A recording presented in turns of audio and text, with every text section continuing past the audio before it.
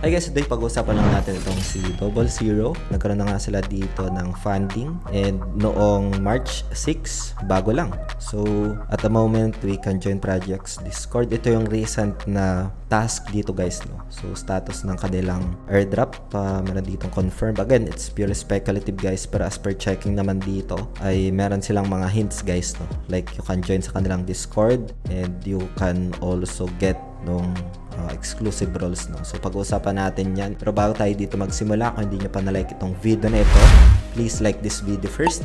Subscribe yung YouTube channel natin, turn on the bell icon para ma-notify kayo dito sa mga updates natin na ginagawa sa ating YouTube channel guys, no? So ito ang si Double Zero. Isa sa mga tinitingnan natin dito as the visuals niya dito is meron silang dalawang ring, no?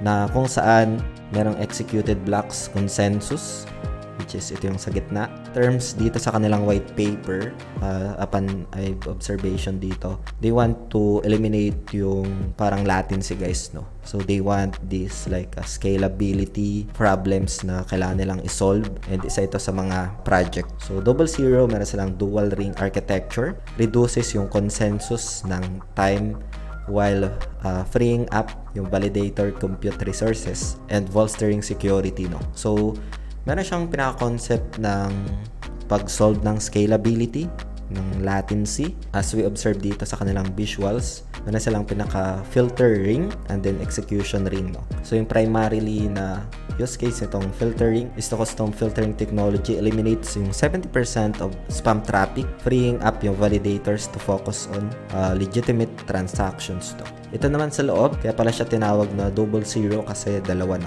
Ayan. So execution ring naman yan to optimize yung network pathways, deliver pre-validated transactions at unprecedented speeds by passing public internet bottlenecks. So yun yung isa sa mga nakikita natin dito na pag-solve ng scalability issues, sa pag-solve ng mga latency problems, as well as at the same time pala they can have these security measures, no?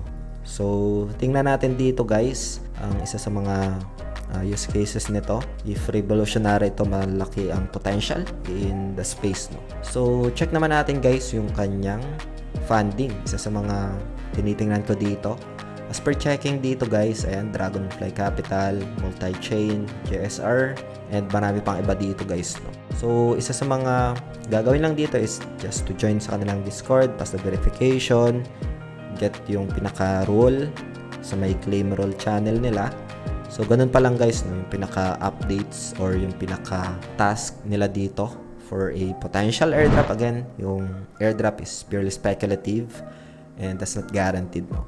So for now, let's check yung kanilang Twitter dito, X, ayan. So ayun, naka-follow na tayo dito. You can also follow them, ayan. So you can also follow them for updates na gagawin nila dito. And they mention nga dito accelerating communication in high performance distributed systems to increase bandwidth and reduce latency, no? Yun, you can explore this one guys. Meron naman sila ditong mga visualization kasama yung founder or co-founder nila and other updates nila dito. Andito naman guys, no, ito yung kanilang funding round, which is 28M na yung na-raise nila dito.